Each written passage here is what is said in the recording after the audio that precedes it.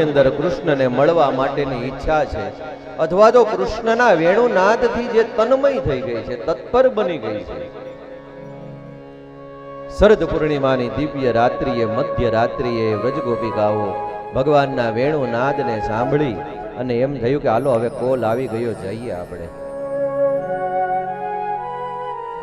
કોણ સાંભળે છે? વ્રજગોપિકાઓ. જે જીવ ભક્તિની અંદર ઓતપ્રોત છે, તરબોળ છે, તત્પર છે, કૃષ્ણનો નાદ ક્યાંક ને ક્યાંક થઈ રહ્યો છે, ઈ સાંભળી શકે છે. ક્યારે સાંભળે છે? મધ્ય રાત્રિએ સાંભળે છે. યા નિશા સર્વભૂતાનામ તસ્યામ જાગૃતિ સંયમી. જગત આખું સૂતું હોય પણ ભગવાનના ભજનની અંદર કોઈ જીવ ઓતપ્રોત થઈને જાગતો હોય અને પુકારતો હોય, અરે ઓ કૃષ્ણ, ઓ મોરારી, ઓ શ્યામ સુંદર, ઓ વેણુધારી, ઓ ગિરધર ગોપાલ, નાગ નથૈયા, જે સ્મરણ કરતો હોય એના કાનની અંદર કૃષ્ણના વેણુનાદ સંભળાય છે. વાસલડી મારે મારે મલ મંદિર સંભળાય જો,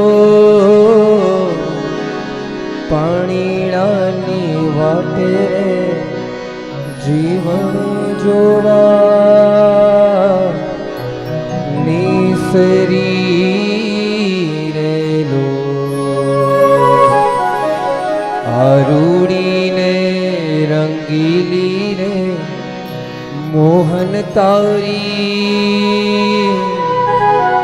વાંસળી રેલો.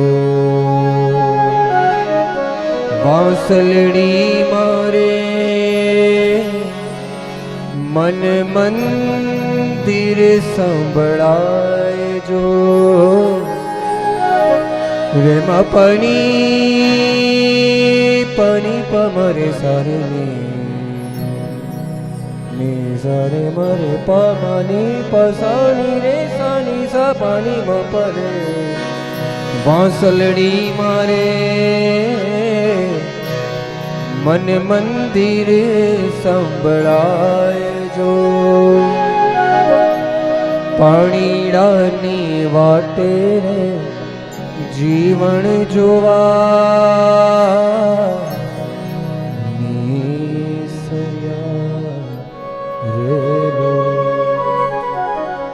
અહર્નિશ એની વેણુ વાગે છે.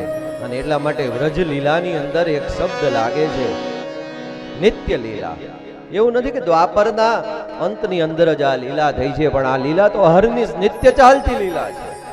પણ શરત એ છે કૃષ્ણ ગૃહિત માનસા, જેના માનસની અંદર, હૃદયની અંદર કૃષ્ણએ કબજો કર્યો ને એ બધા સાંભળશે આને, અને જે સાંભળે એને પછી જવા માટેની ઈચ્છા થાય. મધ્ય રાત્રિએ વ્રજગોપિકાઓ દિવ્ય શૃંગાર સજવા લાગી, કારણ આજે શ્યામ સુંદરને મળવા જવું છે. પણ મળવાની ઉતાવળ એટલી બધી હતી, તન્મયતા એટલી બધી હતી, એટલે શૃંગાર છે ને ઊંધો થવા લાગ્યો.